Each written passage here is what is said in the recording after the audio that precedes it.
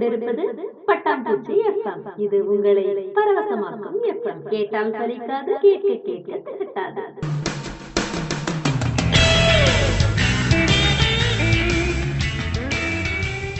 வணக்கம் பட்டாம்பூச்சிஸ், நீங்கள் கேட்டுக்கொண்டிருப்பது பட்டாம்பூச்சி எஃப்எம். இது பட்டாம்பூச்சி கிச்சன். கிச்சன் அப்படின்னு இது பெண்களுக்கான நிகழ்ச்சி அப்படின்னு நினைக்கிறீங்களா? அதுதாங்க இல்ல. ஆண்கள், பெண்கள், குழந்தைகள், பெரியவர்கள் அப்படின்னு எல்லாருக்கும் பொதுவான நிகழ்ச்சி.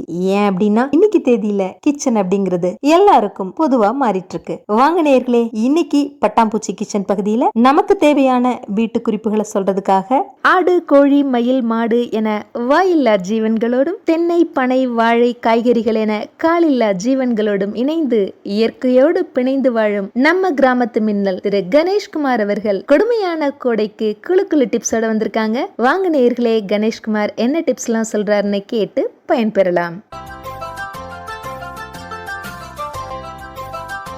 அன்பான பட்டாம்பூச்சி நேயர்களுக்கு வணக்கம். நான் உடுமலைப்பேட்டையில இருந்து கணேஷ்குமார் பேசுறேன். கிச்சன்னா பெண்கள் தான் செய்யணும்னு அர்த்தமா? ஆண்களும் கிச்சன் பக்கம் போகணும், கிச்சனை பத்தி தெரிஞ்சுக்கணும். நானும் சில டிப்ஸ்கள் கிச்சனை பத்தி சொல்றேன், கொஞ்சம் கேட்டுதான் பாருங்களேன். இப்ப அடிக்கிற வெயிலுக்கு டெய்லி 4 நேரம் 5 நேரம் குளிச்சா கூட தாங்காதாட்டு அந்த மாதிரி வெயில் அடிக்குது. டெய்லி எப்படி 2 நேரம் கண்டிப்பா குளிச்சே ஆகணும். குளிக்கும் போது வெறும் தண்ணி மட்டும் குளிச்சா மட்டும் பத்தாது. டெய்லியும் நம்ம ஜூஸ் குடிக்கிறோம் இல்லையா, எலுமிச்சம்பழம், சாப்பாடு தாளிக்கிறதுக்கெல்லாம் பயன்படுத்தும் எலுமிச்சம்பழம். அந்த எலுமிச்சம்பழத்தை தோல் தேவையில்லாம தூக்கி கீழே போடுறதோட அதை எடுத்து நல்லா காய வச்சு பவுடர் பண்ணி அதோட கஸ்தூரி மஞ்சள், நாட்டு மருந்து கடையில எல்லாம் கிடைக்கும், போய் கேட்டோம்னா அந்த கஸ்தூரி மஞ்சளையும் எடுத்து ரெண்டையும் கலந்து பவுடர் பண்ணி கலந்து குளிக்கும் போது அதை தேய்ச்சி குளிச்சோம்னா வேர்வை நாத்தம் அடிக்காது. ஏன்னா அந்த வெயில்ல பயங்கரமான வேர்வை நாத்தம் அடிக்கும். எத்தனை ட்ரிப் குளிச்சாலும் அப்படி குளிக்கும்போது அக்களுக்கும் சேர்த்து தேய்ச்சி இது பண்ணும்போது வேர்வை நாத்தமே வராது, நல்லா ஃப்ரெஷ்ஷாவும் இருக்கும் உடம்பு. அடிக்கிற வெயிலுக்கு எவ்வளவு இது பண்ணாலும் தனித்தாமே அடங்காது. அதனால என்ன பண்றோம், நம்ம போய் ஜூஸ் கடையில் வாங்கி ஜூஸை வாங்கி குடிச்சிடறோம், ஐஸ்கிரீம் வாங்கி சாப்பிடுறோம். அதை விட்டுட்டு வெயில் காலத்தை தாக்கு பிடிக்கிற அளவுக்கு நுங்கு விற்கிறாங்க அங்கங்க மரத்துக்கடியில. அதை வாங்கி சாப்பிட்டோம்னா நம்ம உடம்பு ரொம்ப குளிர்ச்சியா இருக்கும், உடம்புக்கு நல்லது. நுங்கோட சேர்த்து பதநீர் குடிச்சோம்னா இன்னும் நல்லது உடம்புக்கு. பதநீரும் நுங்கும் சாப்பிட்டு பாருங்க, உடம்புக்கு இந்த வெயில் காலத்திற்கு எந்த ஒரு இதுமே வராது. நம்ம அந்த நுங்கோட தோல் இருக்கிற பட்டைய அதை எடுத்து வேர்க்கூர் ஒரு இடத்துல எல்லாம் தேய்ச்சோம்னா அந்த வேர்க்கூரும் காணாம போயிடும்.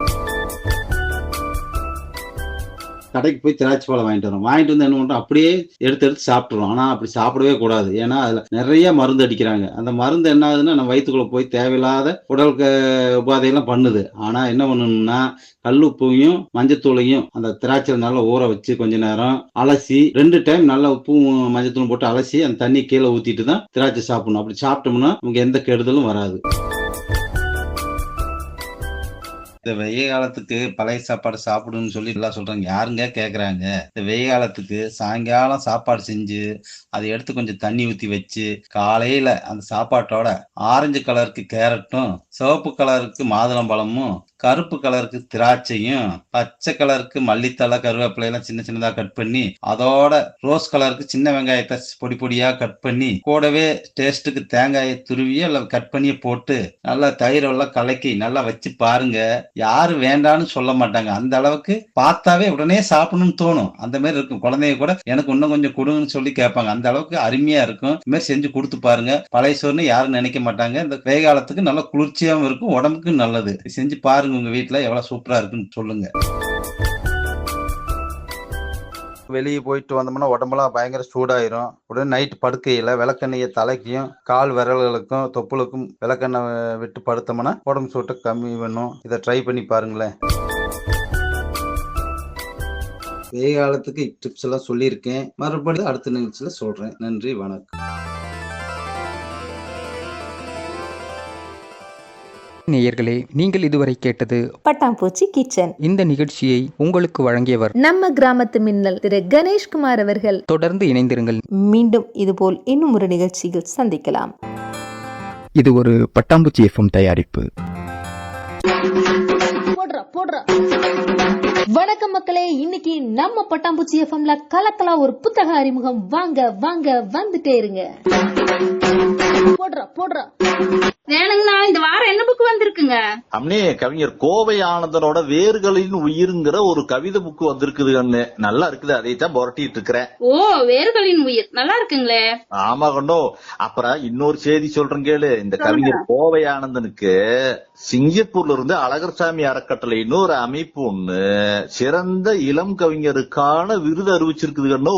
அப்படிங்களா? அப்ப ரொம்ப சிறப்பு தான். அப்ப நானே இந்த புத்தகத்தை படிச்சு போடுறேன். அவங்க நம்பர் இருந்தா சொல்லுங்க. சொல்றேன், குறிச்சுக்கோ. சொல்லுங்க சொல்லுங்க. 90-03-70-70-02 அம்னி. நானும் ஒருக்கா சொல்றேன், சரியான்னு பாத்துக்கோங்க. 90-03-67-70-02. சரிங்களா? சரிதான். ஆமாங்கோ, இதை கேக்குறவி நீங்களும் எல்லாரும் ஒரு புத்தகத்தை வாங்கி போட்டு தம்பியை கூப்பிட்டு ஒரு வாழ்த்திருங்க. அவ்வளவுதான். வணக்கம் மக்களே, இன்னைக்கு நம்ம பட்டாம்பூச்சி எஃப்எம்ல கலக்கலா ஒரு புத்தக அறிமுகம். வாங்க வந்துட்டே இருங்க.